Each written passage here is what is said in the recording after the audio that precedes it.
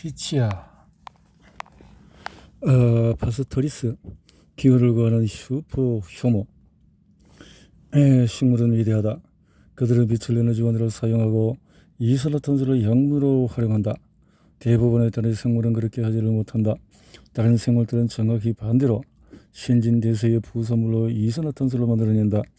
효모를 사용해서 빵을 굽거나 맥주를 양조할 때는 이것이 아주 유용하다.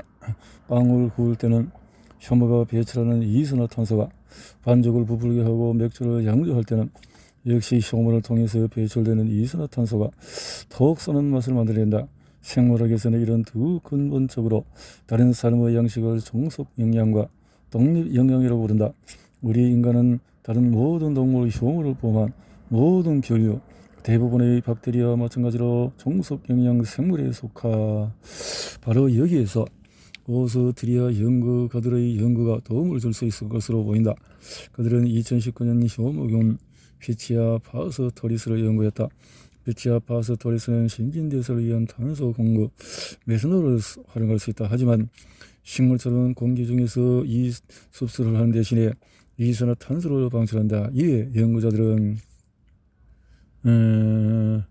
시금치로부터 유전자 8개를 효모 세포에 집어넣었다. 그러자 파스토리스는 공기 중의 이산화탄소를 흡수해서 탄소를 얻을 수 있게끔 바뀌었다.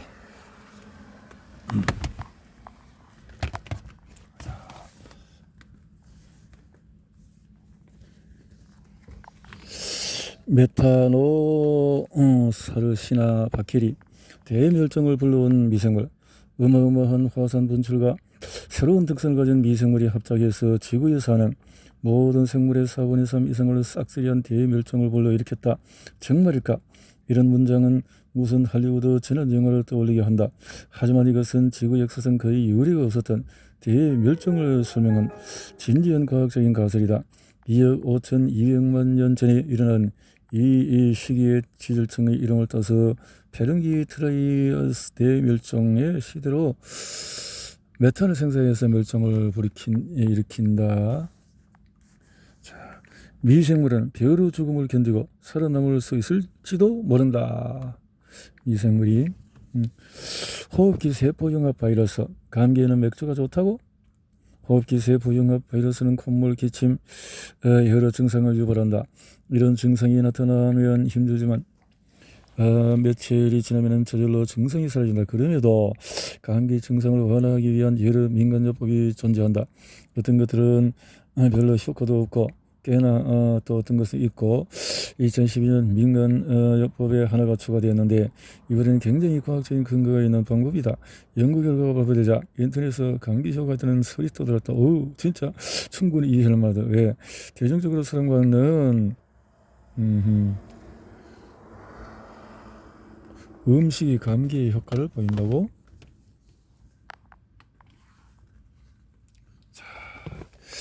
그들은 어린아이가 대부분 보이지 않으며 온 세상을 돌아다닌다. 신비롭고 기묘한 미생물이 세계를 통해서 본 지구와 우주, 우리의 이야기다.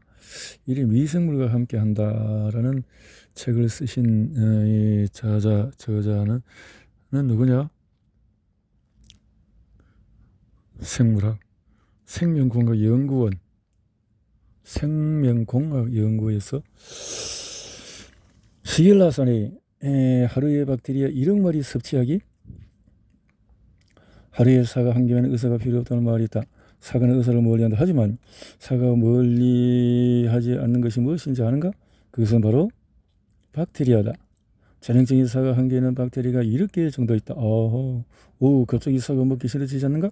하지만 이것은 아주 정상적인 일이다.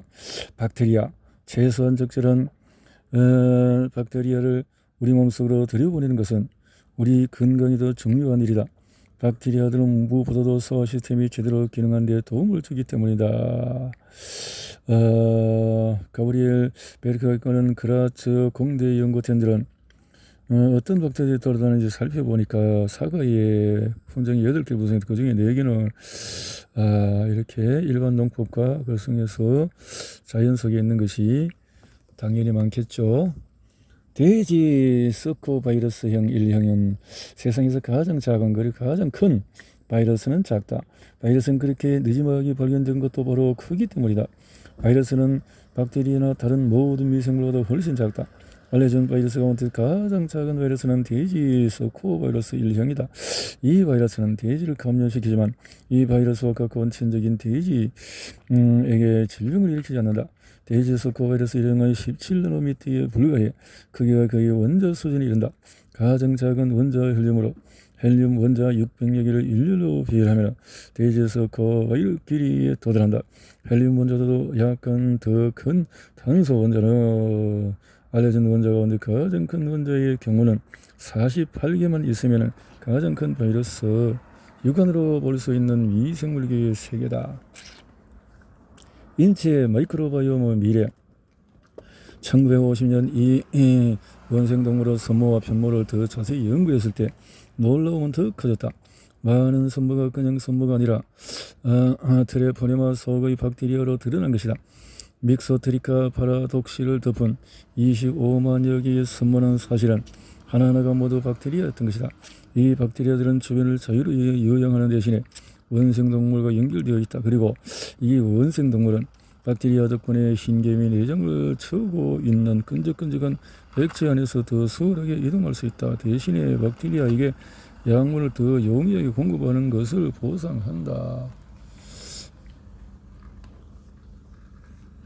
가짜 외계인 소동이라 2010년에 10월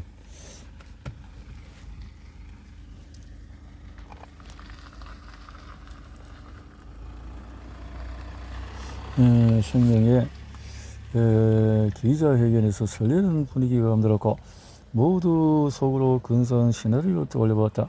이어 미국 항공우주국 측에서 발표한 내용은 먼 우주에서 외계 생명체가 발견되었다거나 하는 혁명적인 사건이 아니고 회견의 주인공은 캘리포니아 모노 호수에 서식하는 미생물이었다.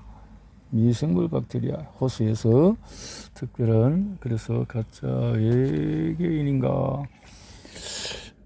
믹소트리카 파라독사 움직이는 박테리아들의 도시. 라는 이름에 예기치 않게 믹소트리카 파라독사는 호주의 생물학자가 발견한 미생물로 미용실에서 머리가 엉망이 된 일과는 아무 관계가 없다.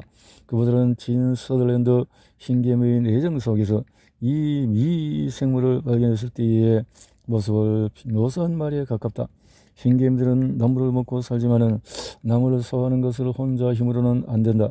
그리어 흰개미의 내부에는 질긴 셀룰로스를 소화할 수 있는 미생물이 서식한다.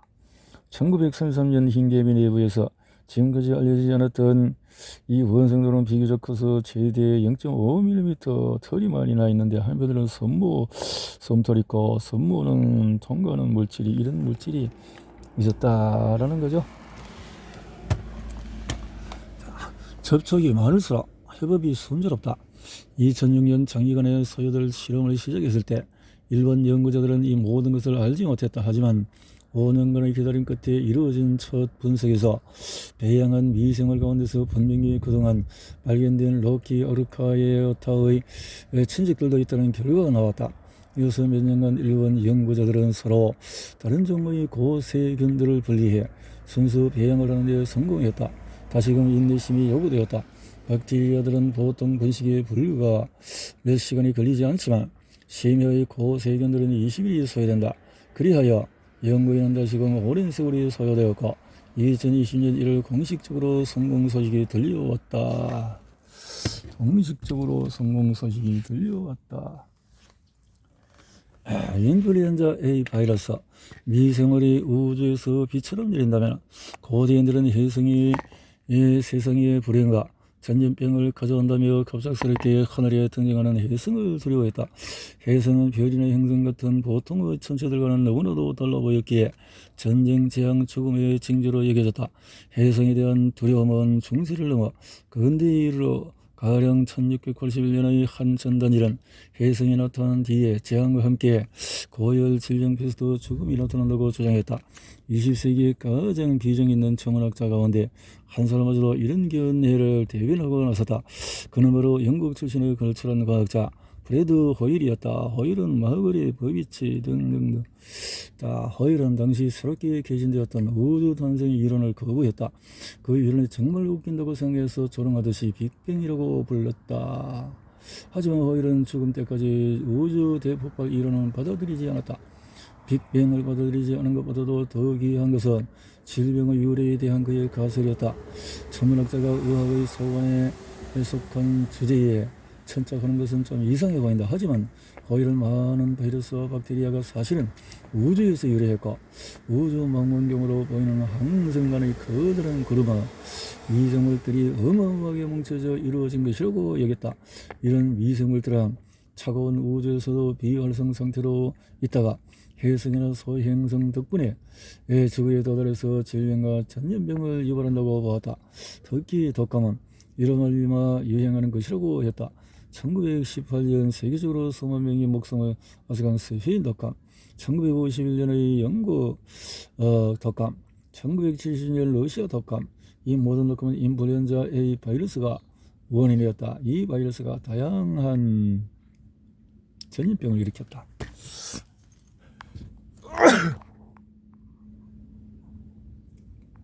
재채기도 이상한 바이러스가 코로 들어오면 재채기가 나는 거죠. 먼지가. 자,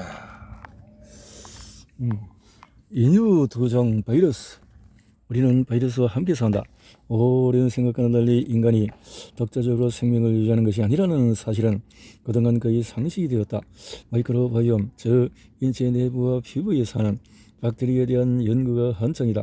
인체에 서식하는 박테리아의 총 개수는 평균 수십조 개로 인체를 이루는 세포수와 거의 맞먹는다. 그렇다고 우리가 반은 인간이고 반은 박테리아라는 뜻은 아니다. 근육세포나 지방세포에 비해 박테리아는 훨씬 작고 가볍다. 체중이 70kg 나가는 인간에게 서식하는 박테리아는 무게는 다 합쳐도 200g에 불과하다. 하지만 그럼에도 미생물의 영향을 결코 과소평가할 수는 없다. 우리는 박테리아와 인간의 상호작용이 어떻게 이루어지는지 아직 세세하게 알지 못한다. 하지만 300조 개의 이상의 바이러스가 서식한다. 우리 몸의 피부에 바이러스체에 속한 대부분의 바이러스는 우리에게는 별 관심이 없다. 그들은 박테리아를 감염시키려 할 뿐이며 인체는 박테리아를 많이 가진 서식지 가운데 하나일 따름이다. 하지만 우리는 마이크로바이옴보다도 바이러스체에 대해서는 더 잘 알지 못한다. 바이러스는 박테리아보다도 검출이 힘들고 우리 몸에 돌아다니는 바이러스의 모든 종이 다 알려져 있지도 않다. 검사할 때마다 새로운 바이러스를 만나며 그들이 우리에게 어떤 영향을 미치는지 분명하지 않은 경우도 많다. 하지만 그들이 우리에게 영향을 미친다는 사실은 확실하다. 모든 생태계가 먹이사슬 맨 위에 있는 육식동물의 영향을 받는 것처럼 바이러스는 우리 몸속의 박테리아 개체군을 조절하는 역할을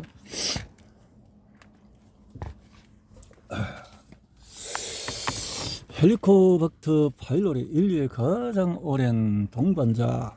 우리는 5만 년도 전에 초기 인류가 아프리카에 나와서 전 대륙을 퍼져나가는 어린 방랑길을 시작했을 때 그들이 무슨 생각을 했는지 알지 못한다. 하지만 그들 가운데 일부가 위궤양을 알았다는 사실을 알고 있다. 인류만 방랑에 나선 것이 아니라 그들을 위해 얹혀 사는 나선 모양의 세균인 헬리코박터 파일로리도 함께 방랑길에 올랐기 때문이다.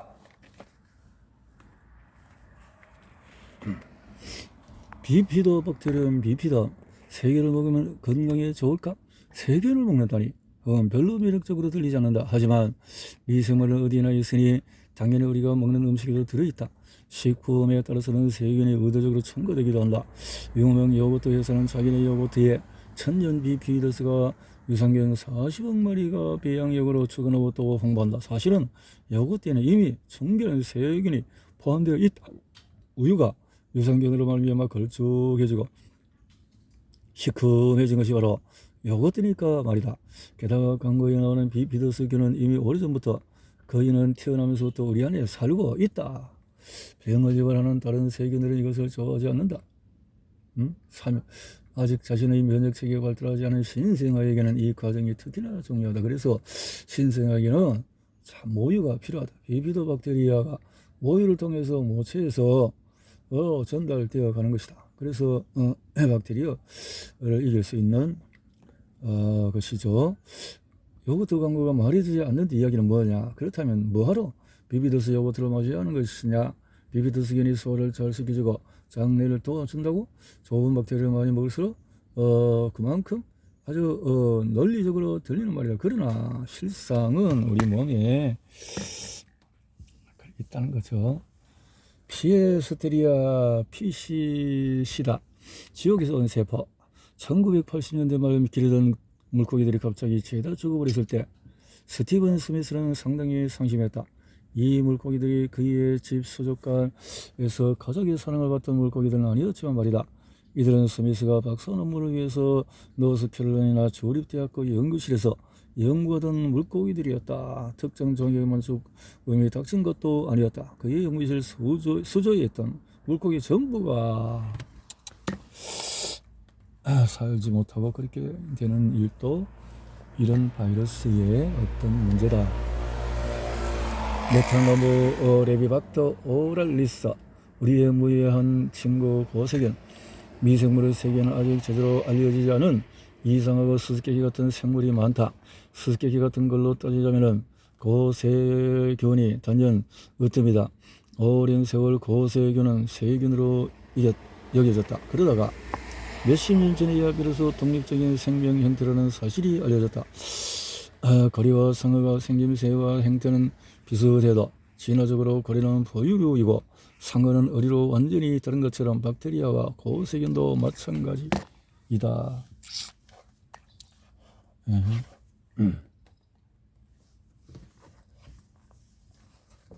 힘이.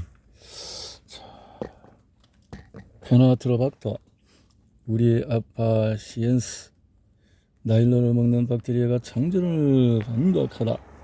1935년 2월 미국의 두 화학자 흉 캐러더스와 줄리언 베르너 힐은 폴리헥사 메틸렌 파미드라는 물질을 발명했다. 이 물질은 나일론이라는 이름으로 널리 알려져 있다. 나일론은 최초의 완전한 합성섬유로 나일론 스타킹으로 세계적인 유명세를 탔다. 이로부터 40년 뒤에 일본의 일본 생물학자가 나일론 공장에서 나오는 폐수를 연구했는데 그것에서 나일로 나오는 폐기물을 신진대사의 기초로 활용하는 박테리아. 이렇게 한 거죠.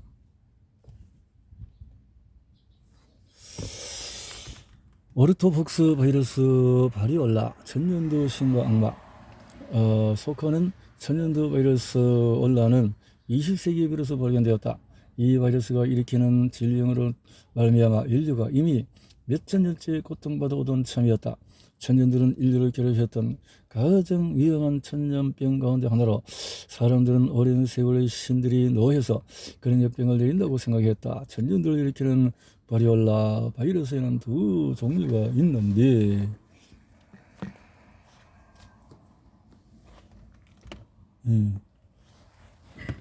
장내세균 파지. 바이러스를 믹서기에 집어넣으면 노벨상이 나온다고? 어떻게 하면 노벨상을 받을 수 있을까?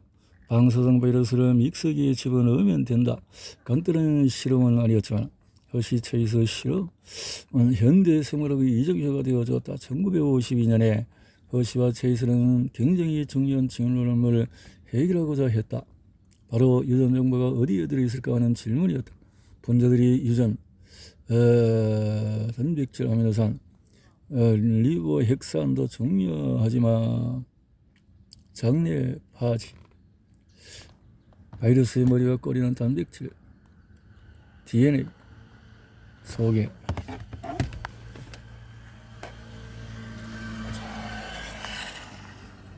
쉽고 스푸트니크 바이러스는 바이러스를 감염시키는 바이러스. 바이러스가 살아있는 생물인지 아닌지는 생물학에서 논쟁거리. 바이러스가 바이러스를 식물 곰팡이 박테리아 고세균으로 알려진 모든 데 생명을 감염시킬 수 있다는 것. 특정 숙제를 향해서 번식하는 데 특화된 바이러스들이 존재한다. 그런데 2008년에 마침내 다른 바이러스를 감염시키는 바이러스가 발견되었다. 바이러스를 감염시키는 바이러스. 이야기는 1992년 영국 브레드 병원의 냉각소 시스템에서 시작됐다. 이때 연구자들의 아메바를 연구 중이었는데 그 과정에 지금까지 바이러스, 이 바이러스, 사실 바이러스와 박테리아를 혼동하기는 쉽다. 크기 때문에. 하지만 새로운 바이러스는 헷갈린 정도였는데, 그럼 이제 중간견이나 또 유익견이나 유해견이라 나누었던 그것으로 왔다 갔다 하는 견들이 있듯이 우리 인간도 누구를 섬겼다가 또 반대했다가 반역했다가 그렇게 하는 것 같은 그것이 이 미생물의 어떤 특성이다. 기적의 세균의 실체나 몇백 년 뒤에 이런 핏방울들이 세균이라는 것을 확인한 학자들이 이를 무해한 세균으로 여겼으며 붉은색소로 말미암아 표시가 잘 난다는 점에 착안해서 이 세균을 연구 목적으로 활용하면 좋겠다고 생각했다. 그리하여 의도적으로 인간에게 이를 주사해서 감염병 확산 경로를 연구하기도 했다. 1950년 9월 이 기적의 박테리아는 굉장히 비윤리적인 기밀 군사 실험에 활용되었다. 미 해군 샌프란시스코 연안에 이 미생물을 대량으로 푼 것이다. 생물전의 가능성을 시험하기 위한 것으로 만일 경우 대도시가 얼마나 오염될 것인데도 그런 일을 했네요.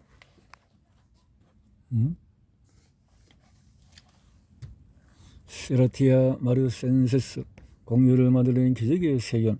성령 강림절 이후에 두 번째 목요일을 가톨릭에서는 성체 축일로 지킨다.